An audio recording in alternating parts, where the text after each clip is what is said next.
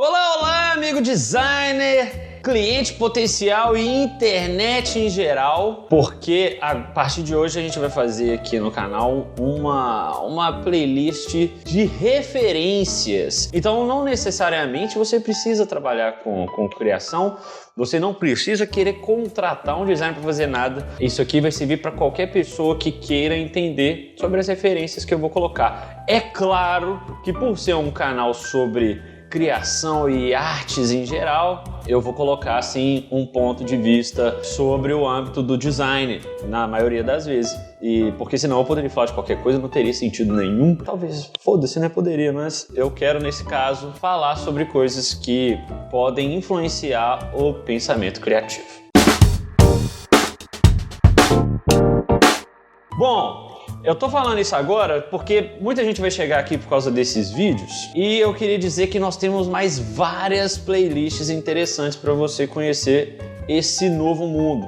Então, o que acontece? Temos aqui a série Workflow para falar sobre basicamente uma introdução voltada para os clientes potenciais sobre os serviços de um designer generalista. Inclusive tem um vídeo explicando as diferenças sobre generalistas e especialistas, então pode clicar no card aqui também.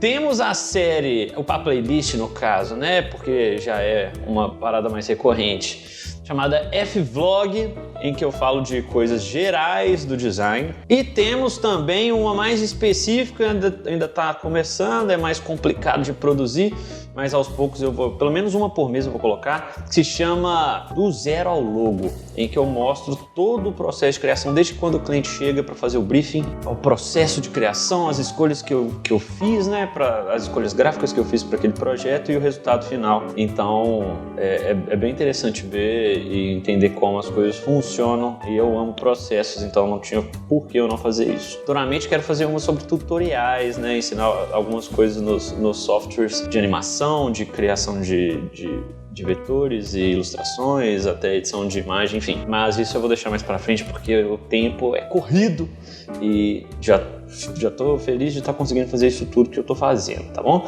Fechou. Bora falar sobre o assunto do dia. Love, Deaths and Robots. Por que eu escolhi essa série de animação que tá no Netflix como o primeiro episódio sobre referências, né?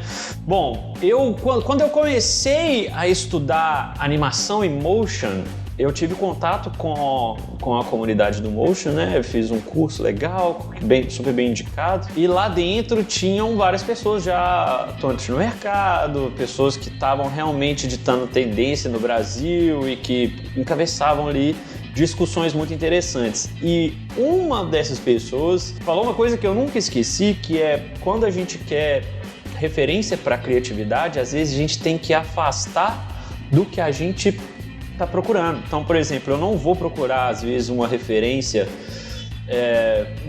para fazer logo no design propriamente dito, no design gráfico, vendo outros designers, mas eu posso achar referências, por exemplo, assistindo uma série, um mangá, um filme, lendo um livro, indo numa exposição, indo no teatro, porque ali vão ter coisas, sabe, à margem do que eu preciso e que eu vou utilizar isso para criação. Então, isso fez muito sentido para mim, porque tudo que eu crio, na verdade, tem base nas coisas que eu vivi, nas coisas que eu experienciei e nas referências que eu coletei ao longo da vida. Esse é o objetivo dessa série, é mostrar coisas que impactaram diretamente ou indiretamente algumas escolhas que eu tive gráficas. E eu espero que você, mesmo que você não seja designer, entenda isso como uma maneira para você enxergar as coisas de um jeito diferente, independentemente do que você faça. Por exemplo, claro que eu vou falar aqui sobre técnicas de design e animação, mas você pode usar a mesma série se você for um arquiteto para pensar nos ambientes futuristas que os designers criaram para essa série. Ou se você for, sei lá, um engenheiro, né, que está mais ou menos correlacionado a pensar sobre isso. Se você... não importa. Eu tenho 2 exemplos, né? Foi ridículo, mas enfim. Não importa. Qualquer coisa você consegue ver se você olhar para o lado certo, beleza? Então tá bom. Vamos lá. Love, Death and Robots. Foi uma série criada por Tim Miller.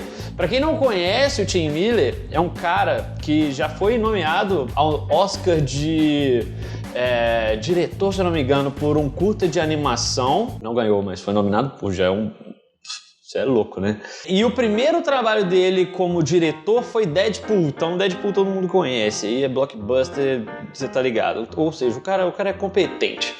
E o que é muito interessante dessa série é que ela é uma antologia. Ou seja, é um conjunto de obras que abordam o mesmo tema. E qual que é o tema? Love, Death and Robots. Amor, robôs e morte. Amor, morte e robôs. Não necessariamente todos os 3 temas são abordados em cada episódio. Mas alguns conseguem fazer isso, outros usam 2, outros usam só, não importa. O que é mais interessante é que a própria estética futurista do tema é presente na maioria dos episódios e todos são em curta-metragem, então todos têm menos de 20 minutos. Isso é foda, porque assim, eu sou uma pessoa que quando eu gosto de alguma coisa, eu esgoto aquilo. E esgotar Love, Death and Robots é muito fácil. E um dia, se você tirar isso, se você for maníaco, igual eu, pra ver as paradas, você mata em um dia as 2 temporadas. Tem 2 temporadas, acho que uma tem 12 episódios, a outra tem 8, alguma coisa assim. Eu vou conferir agora e te falo. Bom, eu estava errado. São 18 episódios na primeira temporada e 8 realmente na segunda. Eu preferi a primeira temporada, talvez pela quantidade de episódios, então, tipo, a chance de ter episódios que te pegam são maiores, né? É maior a chance, vamos fazer a concordância aí. Mas realmente acho que os episódios que mais me pegaram assim foram da primeira temporada. Isso não quer dizer que a segunda seja ruim e dá pra você matar isso em um dia tranquilamente. Então assim, é uma referência bem fácil de seguir hoje. Não vai exigir tanto de você e vai explodir sua cabeça, cara. Por que vai explodir sua cabeça? Primeiro, apesar de ser criada pelo Tim Miller, dirigida por ele e mais uns coleguinhas, cada episódio foi criado por um estúdio diferente em algum lugar do mundo. Isso é muito foda. Por quê? Você não vai ficar viciado em um estilo. Você tem animação tradicional, que é frame a frame 2D, você tem 3D realista, você tem mangá, você tem, sabe, tipo, 1 milhão de estéticas diferentes, traços diferentes, timings diferentes. Então assim, cada episódio novo é uma construção nova, um jeito novo de ver as coisas. E isso é muito foda.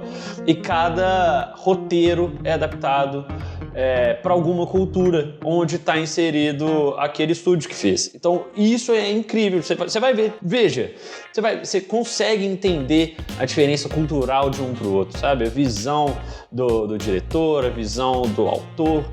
É muito, muito massa assistir em sequência e entender as diferenças. Então, por si só, essa antologia já é um leque de referências incrível. Além disso, você tem mix de estilos de gênero. Então, por exemplo, teve um episódio que eu me lembro, e esse me marcou muito, que se chama A Era do Gelo, que mistura live action com animação. Então, por exemplo, você começa o episódio em live action, qualidade de cinema. Inclusive, foi o Topher Grace e a Mary Elizabeth Winstead que fizeram esse curta. E a Mary Elizabeth Winstead é meu crush desde Scott Pilgrim, que inclusive é bom para um próximo de referência aí. Tem muita coisa legal para falar dele também. É um filme massa, depois a gente volta. E eu lembro que esse episódio começa em live action, e se não me engano, eu acho que ele é o 3º episódio da primeira temporada, então é bem no início, mas já tinham passado 2